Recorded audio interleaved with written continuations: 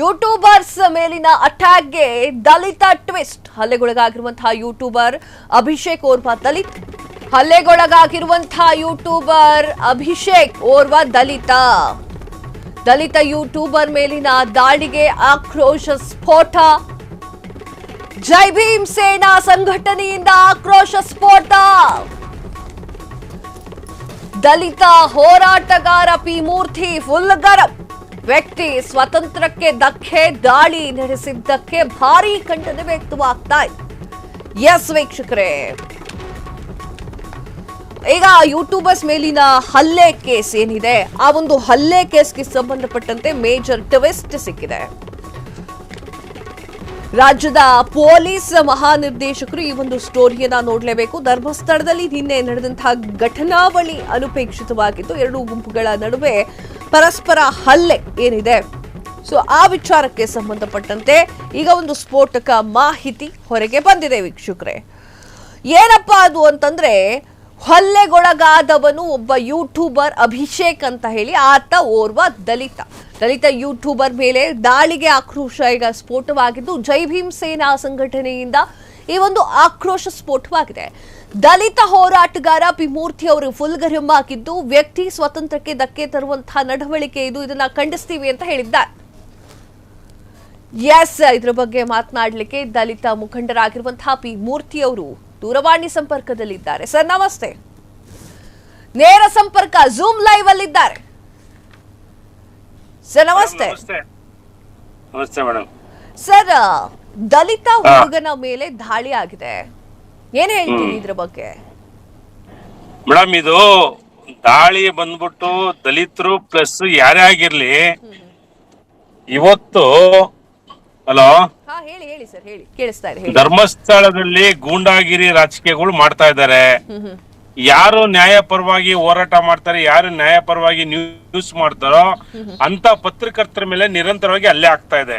So ಇದ್ರ ಬಗ್ಗೆ ದಯವಿಟ್ಟು ಮಾನ್ಯ ಏನು ಗೃಹ ಸಚಿವರು ಏನಿದ್ದೀರಾ, ಇದನ್ನ ತುಂಬಾ ಸೂಕ್ಷ್ಮವಾಗಿ ದೊಡ್ಡ ಮಟ್ಟಿಗೆ ತಗೊಂಡು ಹೋಗಿ, ಯಾರು ಗೂಂಡಾಗಳು ಈ ದಲಿತ ಪತ್ರಕರ್ತರ ಮತ್ತೆ ಇನ್ನಿತರ ಪತ್ರಕರ್ತರ ಮೇಲೆ ಹಲ್ಲೆ ಮಾಡಿದಾರೋ ಕೂಡಲೇ ಅರೆಸ್ಟ್ ಮಾಡ್ಬೇಕಂತ ಹೇಳಿ ನಾವು ಅಂಬೇಡ್ಕರ್ ಸೇನೆ ಒತ್ತಾಯ ಮಾಡ್ತೀವಿ. ಒಂದು ಪಾಯಿಂಟ್. ಮತ್ತೆ ಇವತ್ತು ಏನಾಗಿದೆ ಅಂದ್ರೆ, ಕುಂಬಳಕಾಯಿ ಕಳ್ಳ ಯಾರಂತ ಕೇಳಿ ಎಗ್ಲು ಮುಟ್ಟು ನೋಡ್ಕೊಂಡ ಇವ್ರು ಕತೆ ಹಂಗ ಆಗ್ಬಿಟ್ಟಿದೆ.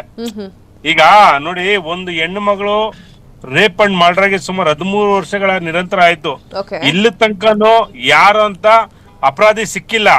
ಅಟ್ಲೀಸ್ಟ್ ದಿನ ಎಲ್ಲಾ ಹೋರಾಟಗಾರ ಏನದು ಸರ್ ದರ್ಪ, ಅದು ಆ ರೀತಿಯಾಗಿ ದಲಿತ ಹುಡುಗ. ಹೌದು ಮೇಡಮ್, ನಾನ್ ಹೇಳೋದು, ಇವತ್ತಿನ ಹೋರಾಟಗಾರರಿಗೆ ಸರ್ಕಾರ ಮಾಡುದು SIT ತನಿಖೆ ಮಾಡಕ್ ಇವತ್ತೇನು ಮುಂದಾಗಿದೆ ಅದನ್ನ ಅವ್ರ ಕೈಲಿ ಸಹಿಸ್ಕೊಳಕ್ ಆಗ್ತಲ್ಲ. ಯಾಕಂತ ಹೇಳಿದ್ರೆ ಕಳ್ರು ಅವರೇ ಅಲ್ವಾ. ಎಲ್ಲಿ ನಾನು ತಗ್ಲಾಕೊಂಡ್ಬಿಡ್ತೀನಿ ಬೈದ ಭೀತಿಯಲ್ಲಿ ಈ ರೀತಿ ಎಲ್ಲರ ಮೇಲೆ ಅಟ್ಯಾಕ್ ಮಾಡೋದು, ಗಲಾಟೆ ಮಾಡಿಸೋದು.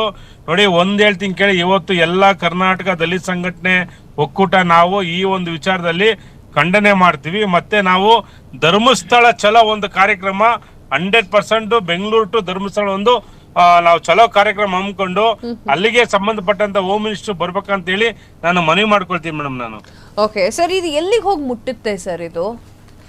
ಮೇಡಮ್ ನೋಡಿ, ಇವರು ಏನೇ ಸತ್ಯನ ಮುಚ್ಚಿಟ್ರು ಕೂಡ ಆ ಸತ್ಯನ ಮುಚ್ಚಕ್ಕೆ ಸಾಧ್ಯನೇ ಇಲ್ಲ. ಯಾಕಂದ್ರೆ ಇವತ್ತು ಸೌಜನ್ಯ ಒಂದೇ ಕೊಲೆ ಅಲ್ಲ, ಎಷ್ಟೋ ಜನ ಹೆಣ್ಣು ಮಕ್ಕಳು ಅಲ್ಲಿ ಕೊಲೆ ಆಗಿದೆ.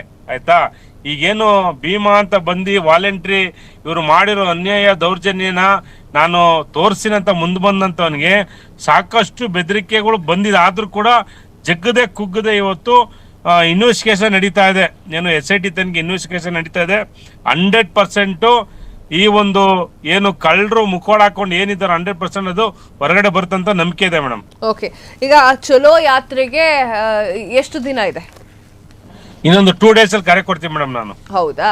ಓಕೆ ಸರ್, 2 days ಅಲ್ಲಿ ಕರೆ ಕೊಡ್ತೀವಿ. ಮತ್ತೆ ಈಗೇನು ನಮ್ಮ ದಲಿತ ಪತ್ರಕರ್ತರ ಮೇಲೆ ಏನು ಹಲ್ಲೆ ಆಗಿದೋ ಅದರ ಬಗ್ಗೆ ನಾವು ಆಲ್ರೆಡಿ ಇವತ್ತು ಹೋಮ್ ಮಿನಿಸ್ಟರ್ ಮೀಟ್ ಮಾಡ್ತಾ ಇದ್ದೀವಿ. ಹಾಕಿಲ್ವಾ ನೀವು? ಏನು ಕಂಪ್ಲೇಂಟ್ ಕೊಡ್ತಾ ಇದೀವಿ ಮೇಡಮ್. ಇವತ್ತು DGIG ಕಂಪ್ಲೇಂಟ್ ಕೊಡ್ತಾ ಇದೀನಿ.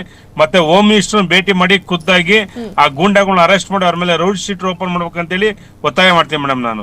ಆಮೇಲೆ ಇನ್ನೊಂದು, ಅಲ್ಲಿರ್ತಕ್ಕಂತ ಲೋಕಲ್ SP ಅವರು ಇದ್ರ ಬಗ್ಗೆ ತುಂಬಾ ಜಾಗೃತಿಯಿಂದ ಕೆಲಸ ಮಾಡ್ಬೇಕಾಯ್ತದೆ. ಆಯ್ತಾ, ಈಗ ಫಸ್ಟ್ ಆಫ್ ಆಲ್ ಒಬ್ಬ ಪತ್ರಕರ್ತರಿಗೆ ಯಾರು ಬೇಕಾದ್ರೆ ಅವ್ರಿಗೆ ಅವರ ಅಭಿಪ್ರಾಯಗಳು ಕೇಳ್ಬೋದು. ಆಯ್ತಾ, ಇವರು ಏಕಾಏಕಿ 10 ಕಾರಲ್ಲಿ 20 ಕಾರಲ್ಲಿ ಬಂದು ಗೂಂಡಾಗಿರಿ ಮಾಡ್ತಾರೆ ಅಂತ ಹೇಳಿದ್ರೆ ಅಲ್ಲಿರ್ತಕ್ಕಂಥ ಪೊಲೀಸ್ ಅಧಿಕಾರಿಗಳು ಏನ್ ಮಾಡ್ತಿದ್ದಾರೆ? ಆಯ್ತಾ, ಅಲ್ಲಿರ್ತಕ್ಕಂಥ ಗೂಂಡಾಗಳಿಗೆ ಸಪೋರ್ಟ್ ಮಾಡ್ತಾ ಇದ್ದಾರಾ ಇಲ್ಲ ಸಾರ್ವಜನಿಕರಿಗೆ ಹೋರಾಟಗಾರರಿಗೆ ಒಳ್ಳೇದ್ ಮಾಡ್ತಾ ಇದ್ದಾರಾ? ಇದು ನಾನು ಕೇಳ್ಬೇಕು ಎಸ್ ಪಿ ಅವರಿಗೆ ಪ್ರಶ್ನೆನ. ಹಂಗಾದ್ರೆ ಇನ್ನೆರಡು ದಿನದಲ್ಲಿ ನೀವು ಕಂಪ್ಲೇಂಟ್ ಕೊಡ್ತಾ ಇದ್ದೀರಾ? 2 ದಿವಸ ಅಲ್ಲ, ಕಂಪ್ಲೇಂಟ್ ಇವತ್ತು ಕೊಡ್ತಾ ಇದ್ದೀನಿ. Okay. ಒಂದು 2 ಡೇಸ್ ಅಲ್ಲಿ ನಾವು ಧರ್ಮಸ್ಥಳ ಚಲ ಅಂತ ಒಂದು ಹೋರಾಟ ನಂಬ್ಕೊಳ್ತೀವಿ. ಆಯ್ತಾ, ಇದು ಅವ್ರು ಮಾಡ್ತಾರ ಕೆಲಸ, ಇದು ಇನ್ನ ದೊಡ್ಡ ಮಟ್ಟಿಗೆ ಆಗುತ್ತೆ. ಅವ್ರ ಹಳ್ಳೆನ ಅವರೇ ತೊಡ್ಕೊಳ್ತಾ ಇದ್ದಾರೆ. ಸೊ ಆ ನಿಟ್ಟಿನಲ್ಲಿ ಎಲ್ಲಾ ದಲಿತ ಸಂಘಟನೆ ಒಕ್ಕೂಟ, ಎಲ್ಲಾ ಕನ್ನಡ ಪರ ಸಂಘಟನೆ ಒಕ್ಕೂಟ ಮಟ್ಟ ಎಲ್ಲ ರಾಜ್ಯದ ಸೌಜನ್ಯ ಪರ ಯಾರು ಆ ಹೆಣ್ಣು ಮಗಳು ನ್ಯಾಯ ಸಿಗ್ಬೇಕಂತ ನಿಂತಾರೋ ಪ್ರತಿಯೊಬ್ಬರು ನಾವು ಧರ್ಮಸ್ಥಳ ಚಲೋ ಮಾಡ್ತೀವಿ ಮೇಡಮ್ ನಾವು. Thank you sir, thank you ತಮ್ಮೆಲ್ಲ ಮಾಹಿತಿಗಾಗಿ ಧನ್ಯವಾದಗಳು. ಎಸ್ ವೀಕ್ಷಕರೇ, ದಲಿತ ಮುಖಂಡರು ಕೂಡ ಅದೇ ಹೇಳಿದ್ರು, ನಾವು ಇವತ್ತು ಕಂಪ್ಲೇಂಟ್ ಅನ್ನ ಮಾಡ್ತೀವಿ, ತದಾದ ನಂತರ ಅದಕ್ಕೂ ಕೂಡ ಬಗ್ಗಿಲ್ಲ ಅಂತಂದ್ರೆ ಬೆಂಗಳೂರಿಂದ ಧರ್ಮಸ್ಥಳ ಚಲೋ ಯಾತ್ರೆಯನ್ನ ಹಮ್ಮಿಕೊಳ್ತೀವಿ ಎನ್ನುವಂತಹ ಮಾತನ್ನ ಆಡಿದ್ರು. ಅದೆಲ್ಲ ಸೆಕೆಂಡರಿ, ಅದು ಏನಾಗುತ್ತೆ ಮುಂದೆ ಅನ್ನೋದನ್ನ ಕಾದು ನೋಡ್ಬೇಕಾಗಿದೆ. ಕ್ಷಣ ಕ್ಷಣದ ಸುದ್ದಿಗಳಿಗಾಗಿ ಫ್ರೀಡಂ ಟಿವಿ ಸಬ್ಸ್ಕ್ರೈಬ್ ಮಾಡಿ, ಲೈಕ್ ಮಾಡಿ ಹಾಗೂ ಫಾಲೋ ಮಾಡಿ.